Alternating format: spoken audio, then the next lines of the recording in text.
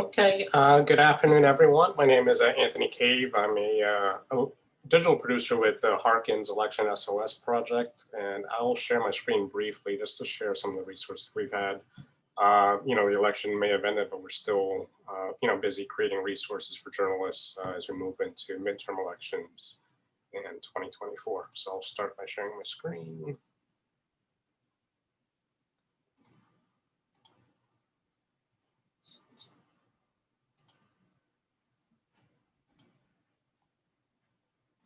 Okay.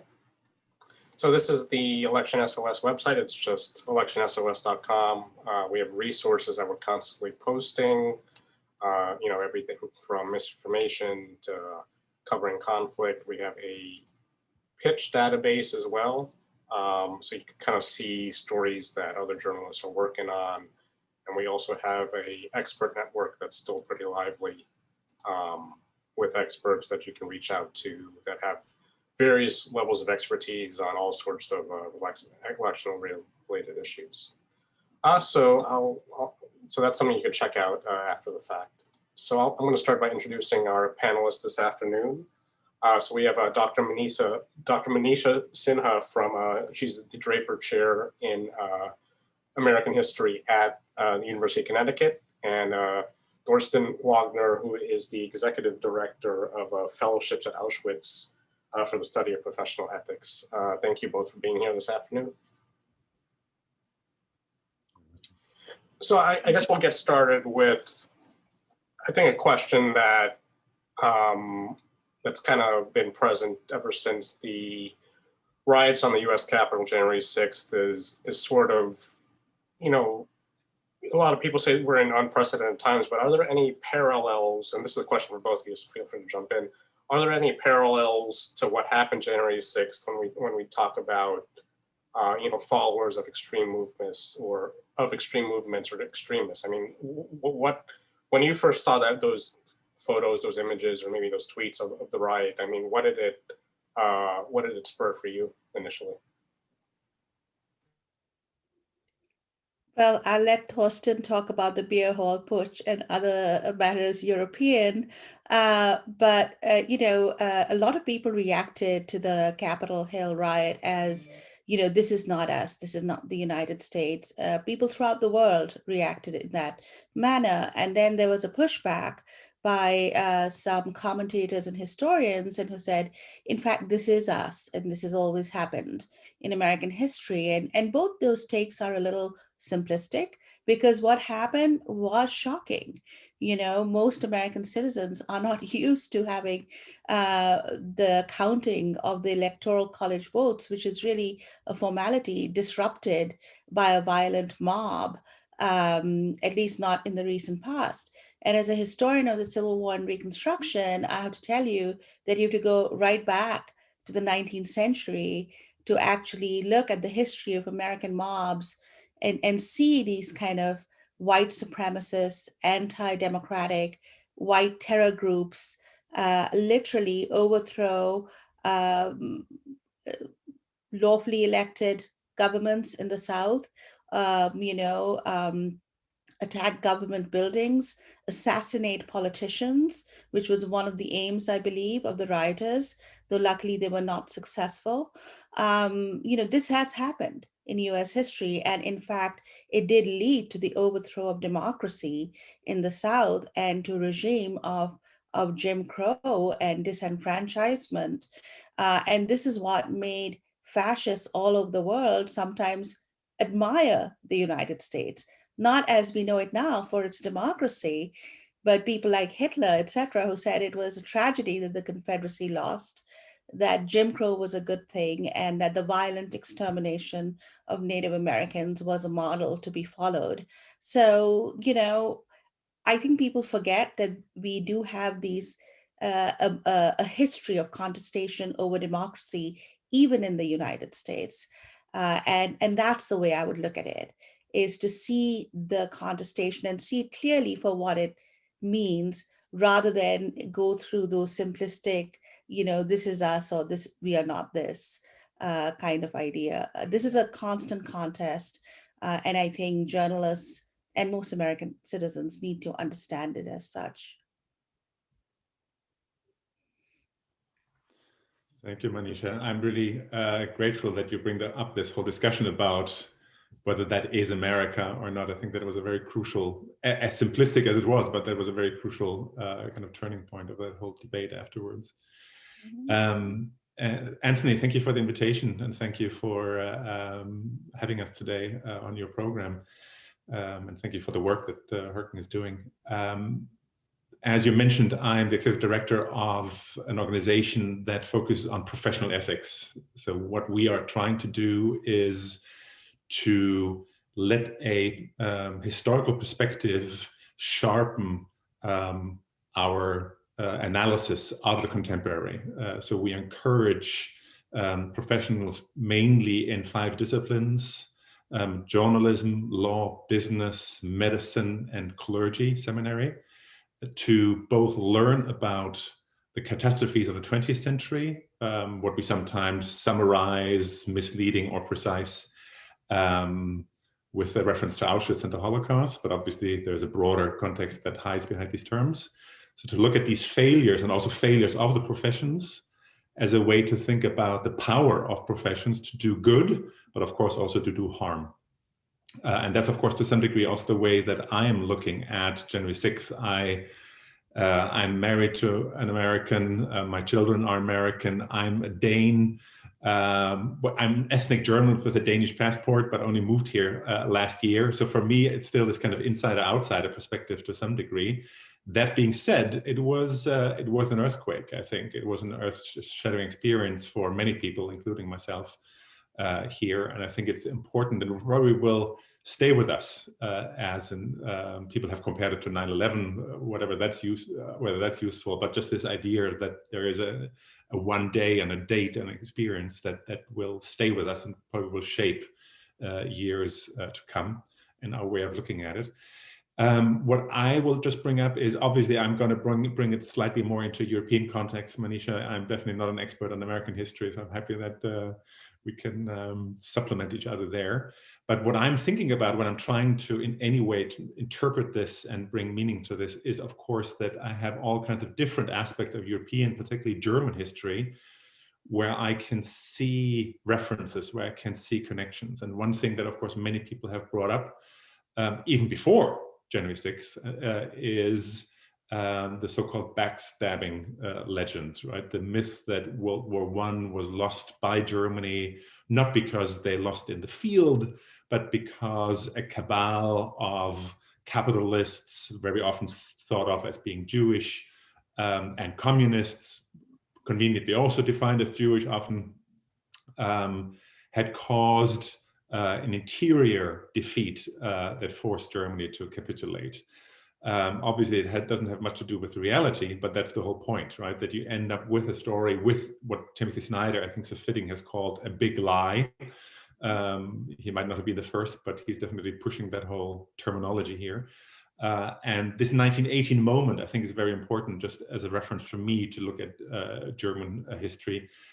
Other factors that I come to think of, and I'll be happy to go into some other details in the course of our conversation, is, of course, the question about complicity and the question about how we end up in a German setting to have this range of extremists eventually being in the same boat on the same side as bourgeois, middle class, quote unquote civilized professionals who become enablers of a terrorist regime taking power in 1933. So that nexus, I think, is also what, for me, January 6th seems to bode as a potential, so to speak. And just to mention one last dimension, and then we can take it wherever we want, of course, in terms of questions and aspects, is, of course, this huge complex how West Germany, over years and in a very zigzaggy, complicated process, tried to come to terms with that past. And I think that in many ways also is a resonance, of course, for these discussions, both in terms of Manisha, what you have brought up in terms of how America deals with its contaminated or flawed aspects of its past, but also more specifically, how does a society post-genocide, post-crimes, move on and deal with that heritage? And obviously 1945 was not 0 hour, as West Germans like to believe, but it took 1, 2, or more generations before there was some degree of a direct confrontation with what Nazism meant, and to create a democratic, open, liberal West Germany, and eventually united Germany, of course. If I may, I'll just share 1 or 2 additional thoughts that go less in the historical context. I know, Anthony, that you've kind of set the theme with deprogramming, and I don't want to undermine that or push back with that necessarily from the first minute. But I think that there is a little bit of a challenge there, because I'm not sure whether reflecting on January 6th or analyzing it, understanding it, putting it into context, and using terminology of brainwash or what evokes associations of cults, for me, and that's what I think of when I hear deprogramming, is useful. I would much more think of what colleagues of mine, friends of mine, scholars have used in terms of understanding emotions in politics, understanding rage as a phenomenon in European and also in American politics. And if we go down that road, of course, it's extremely important to understand that the person that is driven by rage very often sees her, and mostly himself, as powerless, but through moving from a general resentment to very targeted rage, feels empowered, can do something, and feels morally justified.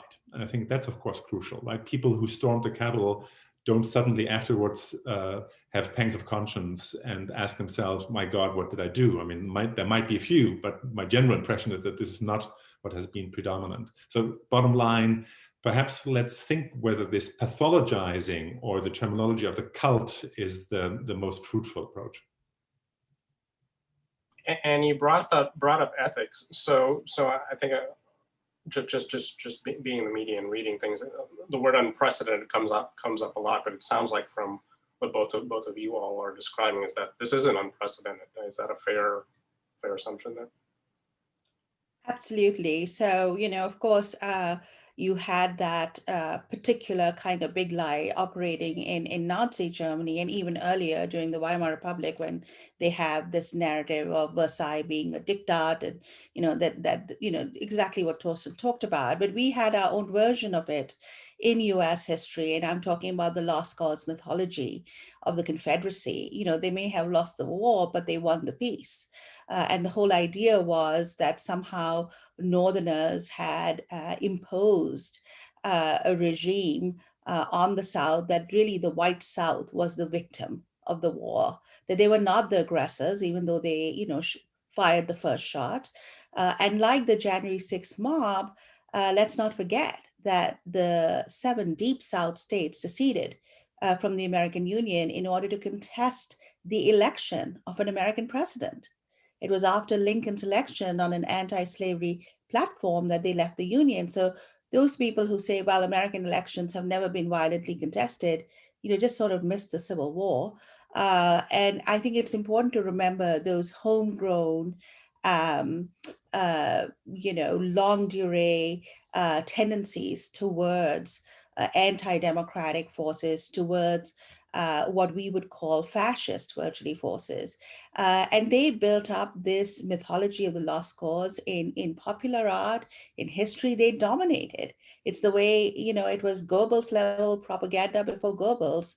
And they actually dominated Hollywood. Think of, Birth of a Nation, Gone with the Wind. They dominated academia. It's not until Nazism made racism unfashionable that Civil War historians were finally able to take apart a lost cause mythology. And that continues to linger in US history. If you remember, the Confederate battle flag desecrated the Capitol. That never happened during the Civil War. And the fact that, these people are carrying that battle flag, the fact that Trump actually defended Confederate generals, Confederate monuments, and statues shows you those links. So for those of us who were astounded on January 6th, perhaps we should not have been, because of what Trump had done, what the Trump regime had done. Think of Charlottesville. the Unite the Right March with neo-Confederates and neo-Nazis. That was kind of a preview, I imagine, to what happened. And also think of 2020, when the state capital of Michigan was stormed by these groups, extremist, armed and dangerous groups, and when they made these plans to kidnap Governor Whitmer. So, every time scholars of fascism would turn around and say, look, we are going down a really dangerous path, that we are seeing all this bubble up again to the surface, encouraged and incited by Trump himself. A lot of people said, no, you're going too far. You cannot compare us with the Weimar Republic. You can't compare us with, the rise of fascism in Europe. But democratic institutions are fragile, and American history shows that. It's always been a contest, and even when we think we have made progress and won certain things, there has been a pushback, and we have fallen behind. So there's not been this kind of linear progress of American democracy that everyone likes to talk about. It's always been contested, and I think if we remember that, we would be more mindful as journalists. We tend to a lot of times both sides things in American media, which I find a little problematic, because when you have something like the big lie, or when you have disinformation being sowed by right-wing, media groups, whether it's Fox, OAN, Newsmax, at some point we should have what Lincoln called the reign of reason, instead of the reign of terror. We need to be able to at least not both sides everything, and at least agree on some basic facts. And I think in order to do that, the fourth estate in the United States has to overcome this kind of both sidism, objective journalism. If you look back in the 19th century, all journalists then were partisan, and they only spoke from partisan viewpoints. In fact, newspapers were identified with particular political parties then. I'm not saying go back there, but I am saying that it is really important to call something by its correct name, that we don't use terms that somehow validate very pernicious ideas, like, oh, populism, oh, these people are economically anxious.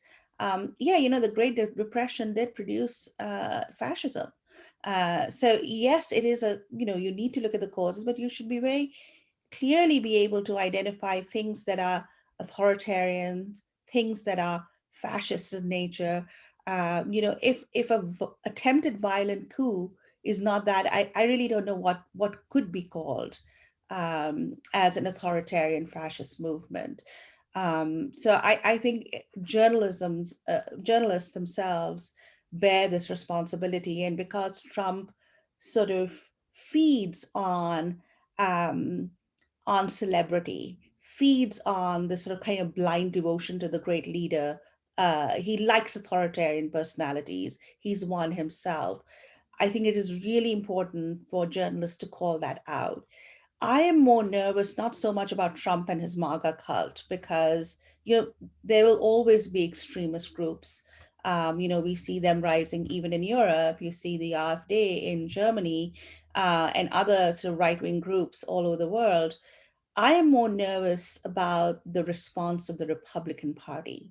When you have a two-party system and a major party is not willing to play by the rules of democratic governance, you have a problem, because they cannot then be trusted with the levels of political power. And what I'm seeing in the Republican Party today is, especially amongst its leadership, is somewhat disheartening. These factions, these crazy QAnon people, the sort of extreme base of the Republican Party is now in Congress. And at what point are they going to think about the rule of law, not law and order, which they always trot out, which I think for them means basically might is right, but rule of law. When will all these people be held accountable for their actions? Trump for inciting the mob, and now we know probably having paid for it too from Trump campaign funds. Those members who enabled the big lie, should they be censured? Should we trigger the 14th Amendment, which was put in place to prevent former Confederates from gaining power?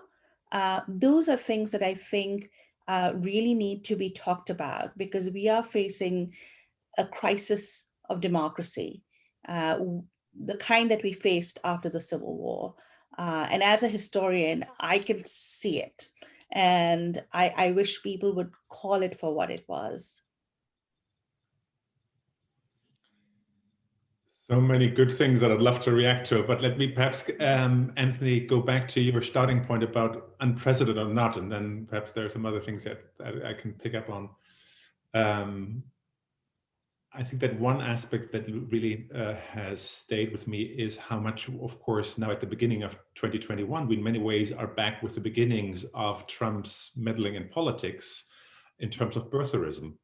And other people, I think Timothy Snyder was one of them, already early on pointed out what this whole claim about Obama not being eligible as a president and et cetera, what, I mean, besides the obvious racism and so on that I don't even need to discuss, what it was about. And I think the point is here, it reminds me of this discussion. Richard Evans, I think a British historian, just came out with a new book about conspiracy theories and the importance in the Nazi system, of course, with a lot of references to other cultures and contexts. And he and others distinguish between conspiracy myths that have to do with a specific event, which typically is like the Reichstag fire or other stories that the Nazis will use and tell their stories around it, or more systemic or systematic conspiracy theories.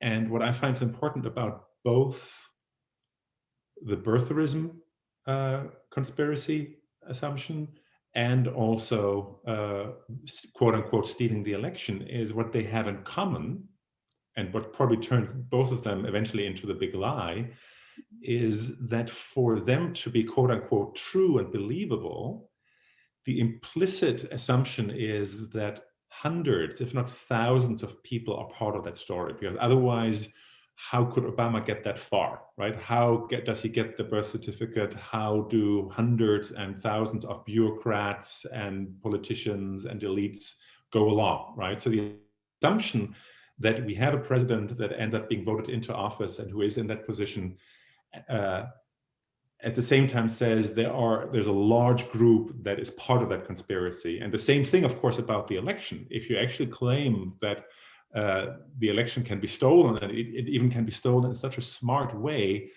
that it's a legitimate election as it comes to the Republican senators or members of the House, and it's illegitimate and criminal when it comes to the president, not only is absurd, but again has this notion, of course, of a large conspiracy that is part of it.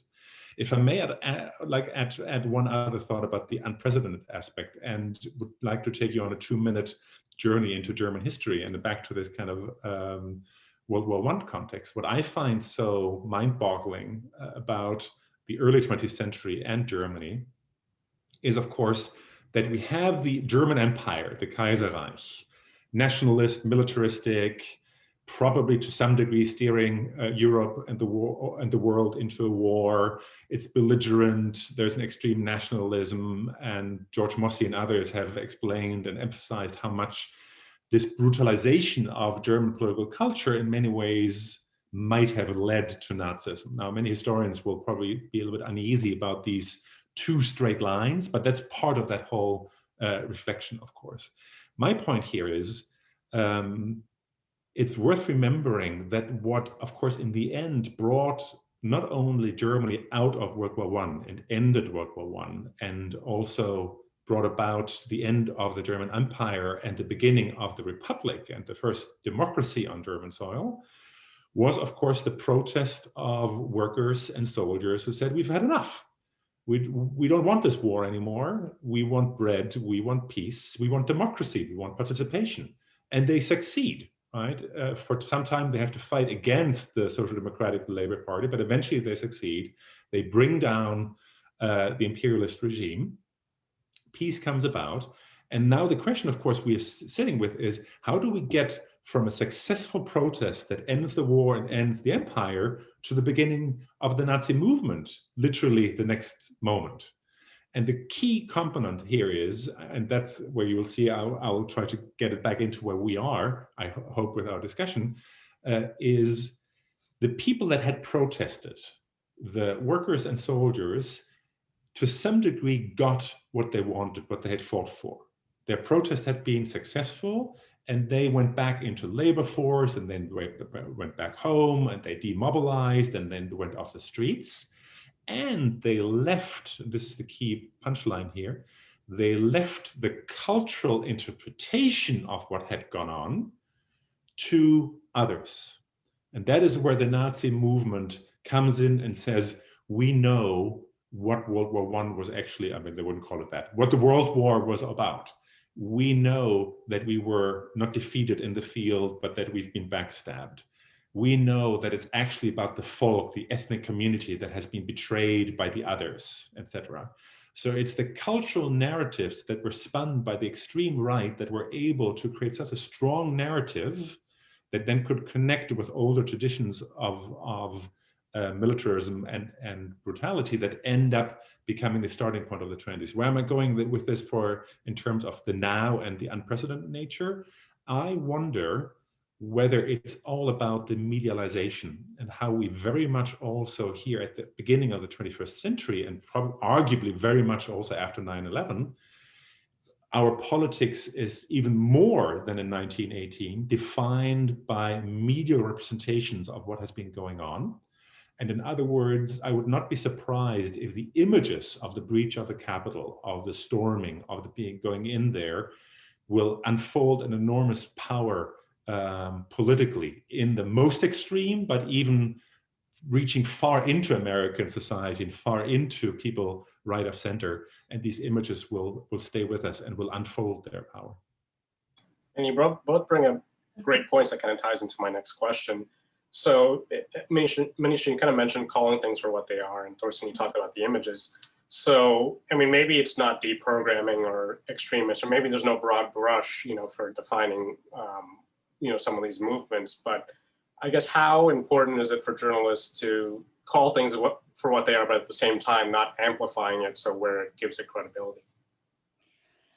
Yeah, so I think it is important for us to learn from the past, and there's so many sort of important lessons that one can get just from what we've been talking about right now, and the way Thorsten sort of deconstructed the sort of cultural mindset virtually of people, and how they were able to weaponize a certain critique for their own purposes. And that sounds familiar to me because a lot of people on the right do that. They take certain ideas, they've even adopted slogans and protest ideas coming from the left. You go from Black Lives Matter to Blue Lives Matter, etc. So it becomes important to deconstruct that. I do think, though, that, all the European countries, you can blame Germany for the Second World War. For the First World War, I think they were kind of all equally guilty. They were all imperialist nations. They were all these, very nations that had, history of putting down dissent both at home and abroad. But it is really Germany and maybe Italy and some other Spain where you see emergence of these kind of right-wing authoritarian movements, especially I think as a fallout of the Great Depression, where people feel that democracy has not delivered for them also. And I think that's a lesson maybe that we should think about today, with the Democrats having a majority in Congress and with the administration. And one thing is to really bring down the hard hand of law against these people. I think this notion that somehow we can compromise with such forces is delusional. I think there is a work of education that needs to be done. Clearly, groups like Thorsten's groups do that.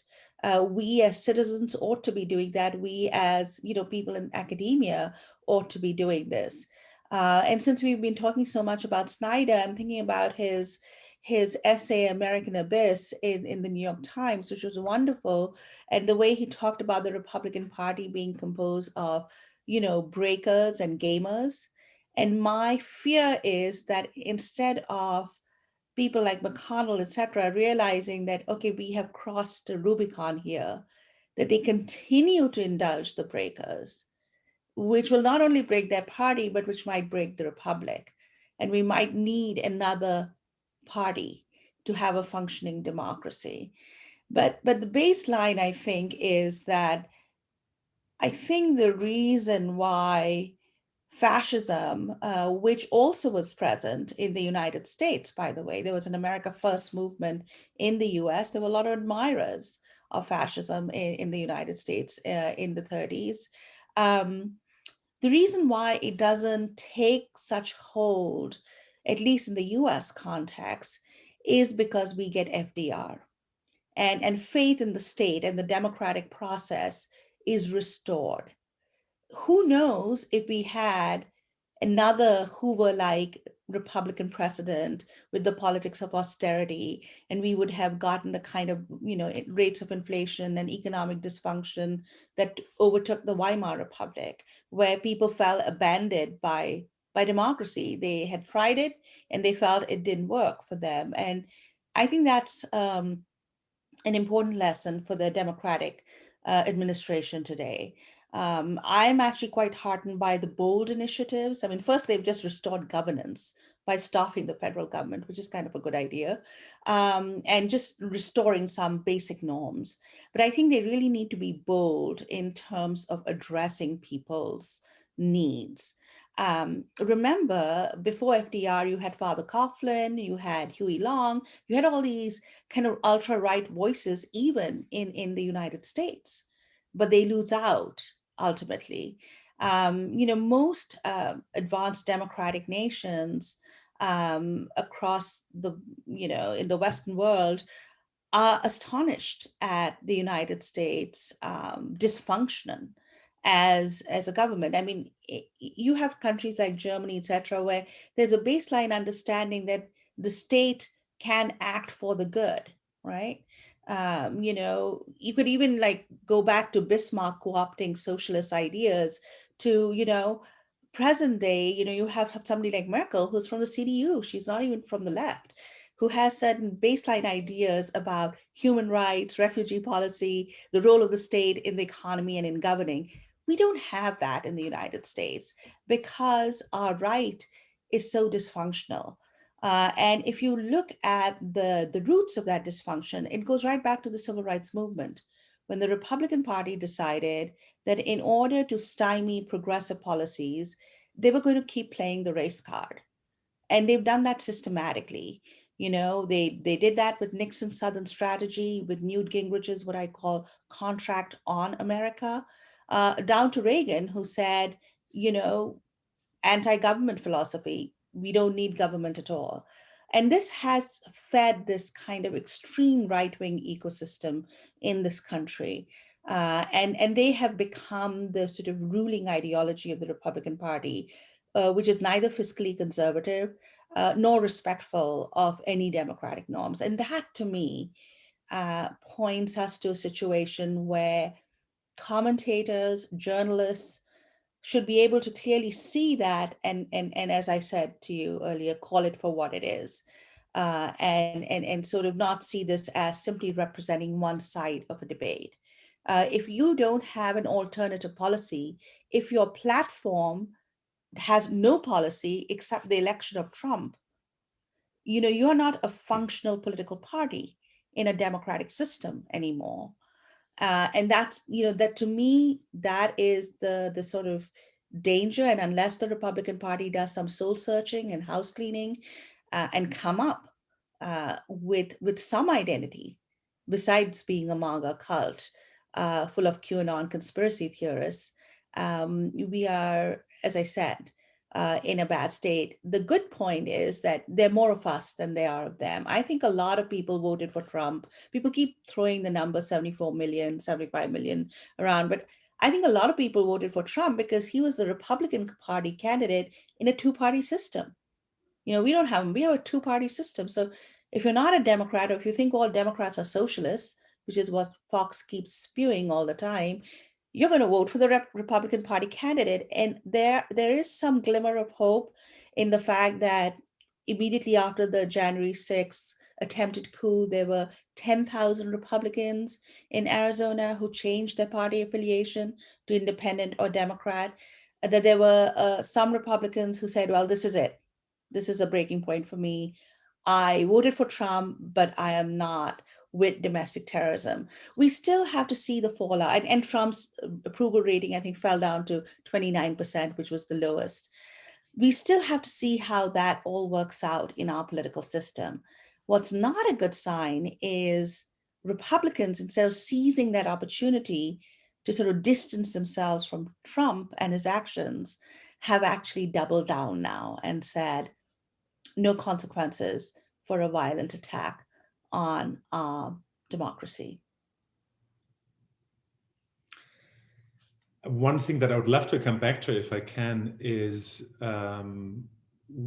Manisha, your discussion of the Republicans and how you would hope or would have hoped for some kind of responsibility and accountability about the Republicans. And then you mentioned Tim's differentiation between the gamers and the breakers. That's very much also what I've been thinking about with my FASPE glasses on. And to some degree, I would even go so far to say it's so natural for us, it has been at least so natural for us to be all obsessing about Trump. And also around January 6th, of course, it has been tempting to mainly focus on the Josh Hawley fist pump, et cetera, et cetera. But from our perspective, now speaking with the FASPE hat, I think it's really important to zoom out from January 6th and ask the painful question where we have enabled Trumpism to take over the Republican Party and to give so much room in the public sphere and the body politic of the US. Where I'm going with this is it's my suspicion that it's really important for that whole process to give so much power to Trump, that there were large parts of society, and particularly also the leaders, and those are the ones that we are focusing on, of course, the leaders in the professions, whether it is Fox or whether it is the evangelical pastors or many others, who, as far as I can see, were doing their own trade-off. And we're saying, I might not fully agree with Trumpism or Trump or where a certain part of the Republican Party is going, but I know what I want to see to happen. I want the tax cuts for the wealthy. I want the corporate tax cuts. I want a traditional family politics that is anti-abortion and that is anti-gay rights, et cetera, et cetera. Those are my goals. And I'm willing to give a lot of power to Trump and where the Republican Party is going for us to achieve these goals. And that's where I think a significant accountability has to be demanded for all those people who might not even define themselves as Trump followers, never would have found themselves storming the Capitol. They're much too nice and much too well-dressed and much too civilized to go down in that vulgar pit. But on the other hand, in the end, brought us here and gave that power to. And I think that is, if America will be able to move forward beyond the simple fact that we have a Biden presidency, but really something that goes into civil society, that seems to be crucial for me, that we can encourage a soul searching and a willingness for people to ask themselves, what have I contributed to us getting there as society?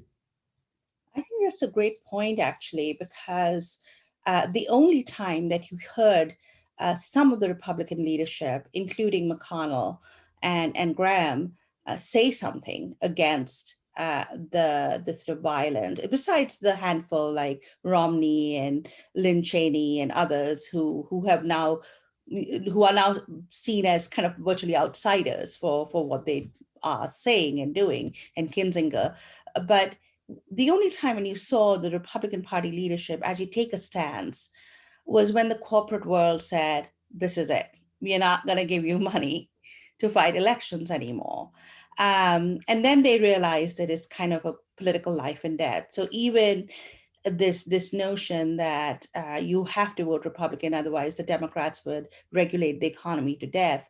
The corporate world, business likes stability. They don't want mobbing of the Congress. That's not good for business or Wall Street. And it was interesting for me to see some Republicans turn on that particular issue, on funding, on corporate donorship. You're right. I think that for a lot of, people who are fundamentalist Christians in this country, Protestant mainly, but also some fundamentalist Catholics, actually, increasingly that has become a factor. Many of them are anti-Pope Francis. They think he's too liberal. Those people, to me, are really interesting because, again, you can trace their roots right back to the 19th century, because they're the ones in the 19th century using a kind of a fundamentalist literal interpretation of the Bible to defend slavery. And they're the same denominations, like the Southern Baptist Convention, that actually apologized for defending slavery in the 1990s. You talked about West Germany sort of trying to address its nasty past, and then Germany today. You think of Truth and Reconciliation in South Africa. We've had nothing like that in the US. So what you get is the 1619 Project from the New York Times, and then Trump's really farcical 1776 commission that has already been disbanded, and not a single historian was in that commission that was all about history, which is, of course, because there are a lot of historians who are conservative. I imagine you could get some historians who would be willing to buy your point of view. But I think this kind of cultural reckoning will take place. I think those lines are being drawn. People have been predicting kind of a civil war within the Republican Party, I think in very optimistic ways. It seems to me that they are actually closing ranks right now in terms of the impeachment. So going forward, what I would recommend, and what I think, and I have an essay coming out on this in the New York Review of Books soon, but what I would recommend is for the United States to really think about the term Reconstruction. We did that successfully both in Germany and Japan after the Second World War, but we also did that at home after the Civil War, which was overthrown by violent white terror groups. And so I think and then we think of the civil rights movement as the second reconstruction of American democracy. I think we are in need of a third reconstruction to protect democratic governance and to protect the right to vote in this country, to protect our elections. And already there's talk of the fact that millions of American citizens in Washington, D.C. and in Puerto Rico are not represented in our federal government. They don't enjoy equal representation, which actually is against the Constitution, which guarantees a Republican with a small r form of government, a representative form of government to all American citizens. I think if we probably will not be able to impeach Trump because of the Republican willingness to sort of let this go by. We need to trigger the 14th Amendment that prohibited Confederate office holders from office holding. We need to use the enforcement acts. I think there are ways, there are long-term remedies, exactly the kind that Thorsten talked about reconstructing civil discourse, civil society, and good faith conversations with people who would be willing to listen. But there, in the short run, I think we need really the full extent of the law to fall down hard on these people. Because if you don't, we'll have exactly what happened in Reconstruction, where we got rid of the Ku Klux Klan, But because they weren't really punished, they reemerged as other white terror groups. And eventually the KKK itself reemerged in the 1920s. So it's really important to remember that unless these people bear the full consequence of the law for their actions, think about the German government letting Hitler go out of prison. When was it? In the 1920s, right? I really think it's important to do that because these people are not going away. I think they're a minority, but they're a minority who are being indulged first by Trump, inspired and incited by him, and now by a major political party. And we should not stand for that. The Democratic Party needs to think about a third reconstruction of American democracy. I like that. It's a good term.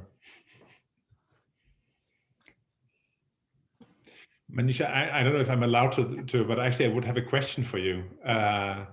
Obviously, this is Anthony's role, but what interests me is if we easily can agree on that there is a need for legal accountability for those who actually committed violence or were part of an insurrection, etc. And if we also agree on that there is a need for some kind of more general accountability of the professions and of the leading figures in different realms of society, as I try to outline. For those that we don't want to be brought to court, but that we would like to re-include in the course of the third reconstruction, how do we do that? And what's the role of journalism in that context? I liked your argument about, is it both-sidism that we need to overcome, the objectivity as a ethical standard of journalism that we have to overcome? Obviously, this is what our fellowships are all about. Our journalism fellows struggle with that, right? To say we need to, that's not good enough anymore, the ethical standards of media and journalism of previous decades, but what is then the ethics for our profession or our field of, how do we reintegrate the people that were willing to at least vote for Trump or who define themselves as right of center or whatever broad term we want to use, who might find the storming of the Capitol disgusting, who by now might have doubts about this whole idea about the stealing of the election, but still need to be won over. And I'm asking that because I could also put it more polemically and say, their assumption is that you guys are so biased anyway, so we don't need to believe you, right? So to have a journalism that just continues down the line of the journalism that I tend to consume does not reintegrate them. So what do we do, and what is the role of journalism there? Wow, that's a great question, and I think there has been a lot of talk in the US of reviving the fairness doctrine to prevent people like Murdoch and Murdoch-owned press entities from just sort of trafficking in propaganda, really. People have pointed out that in Britain, Australia, and in the United States, where we've had this kind of journalism, which is really propaganda for the right and not meeting any standards of journalism, you had a lot of people be led astray, literally, and in believing in this as the kind of gospel truth. And I'm looking at the Obama years, the whole birtherism thing. That Fox was really big on that all the time. They literally generated the so-called Tea Party movement because of that. So I think it is important for journalists to reinstate certain kind of a certain amount of ethics in journalism, and think of journalism as a pillar of democracy. So yes, you don't want to be partisan all the time. You do want to see, what Republicans are saying, what Democrats are saying, etc. But think of the fourth estate in the idea of a free press that was originally thought of as an important part of sustaining democracy. And that would be, I think, the higher calling for journalism. Let's not forget that the mobs at Capitol Hill They wanted to kill journalists too. They destroyed cameras belonging to the CNN. They don't want that story getting out. Instead, you have people believing that, you know, our leaders are cannibalistic pedophiles. And you know, like bizarre. I mean, they can't even be called theory. They're not even myth. I mean, I don't even, words fail me to try and describe the mindset. It's like that Jewish blood guilt thing that went on in Christian Europe, that Jewish people were somehow sacrificing babies. It really reminds me of that. And that's why I think of it as so dangerous. I do think that this was the responsibility of the Republican Party. They've lost a golden moment. This was when the Republican Party needed to have said, you know, we stand for this, we don't stand for that. And there are people within the Republican Party, but they're all out of power.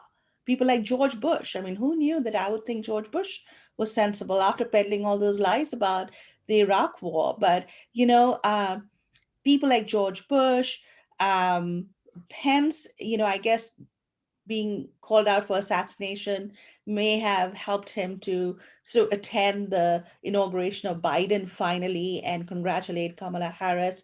But he could have done the right thing and evoked the 25th Amendment, not made this a partisan issue. I actually think the Republicans, if they had done that, if they had had the guts and the gumption, not just simply resigning from the cabinet, but the cabinet and Pence triggering the 25th Amendment, distancing themselves, they would have won back that group and they would have reconstituted the Republican Party.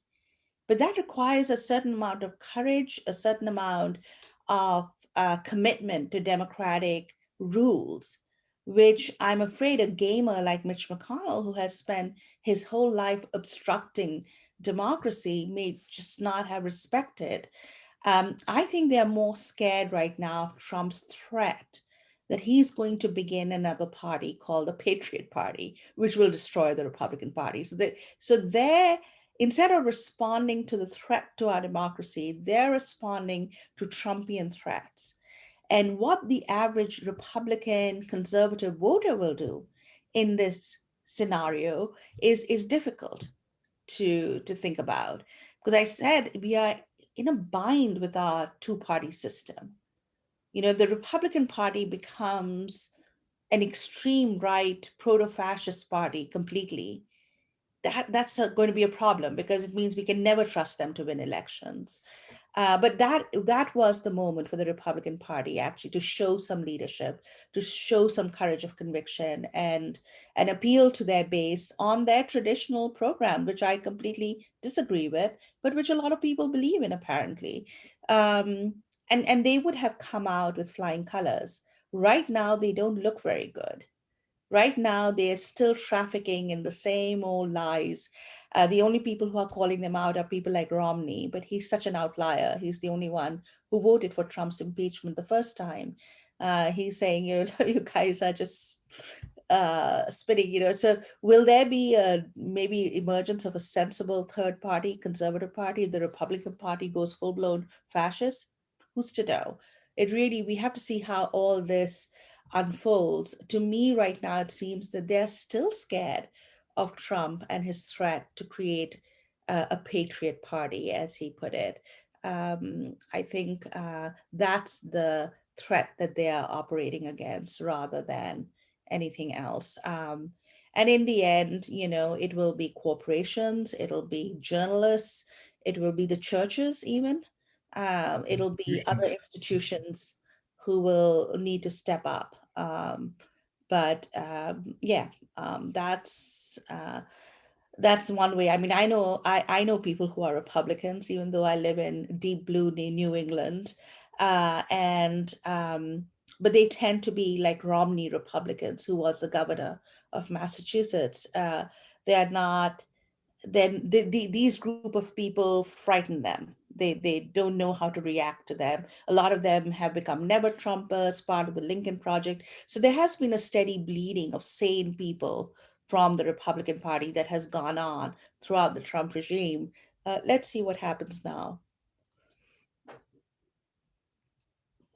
Okay. Well, I appreciate you both just moving that conversation along. You answered a lot of the questions I had. So I'll see I put this in the chat, but if anyone has any questions, we'll give them, if anyone has any questions, feel free to type it, and then I'll ask our panelists, see if we have anything.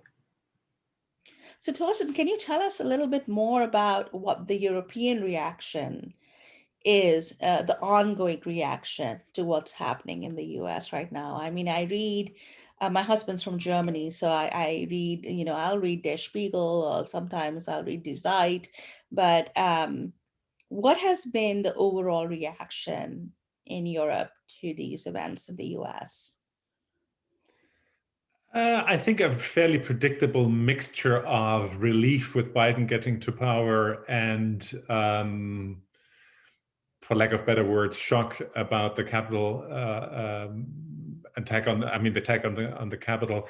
The reaction that probably stands out to me, and that I'm still also thinking a lot about, is what a historian, Hedwig Richter, wrote in Süddeutsche. I don't know if you came across that, or not. I don't know if it also was in English, translated to English, but she took it to a point that probably makes many Americans uneasy, because she said part of the whole problem, she very much also picked up on this whole thing about this is not America, and said America has no chance to move on if we don't recognize how the illusion of American exceptionalism and grandeur is deconstructed.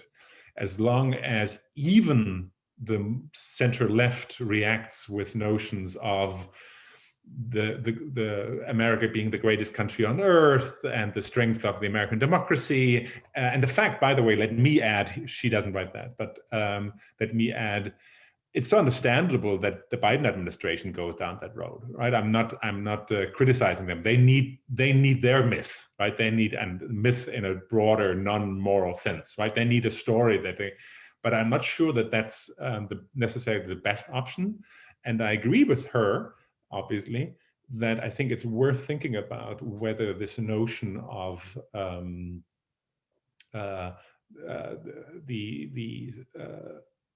self-infatuation of American society with its strength, its traditions, and so on, is part of the problem.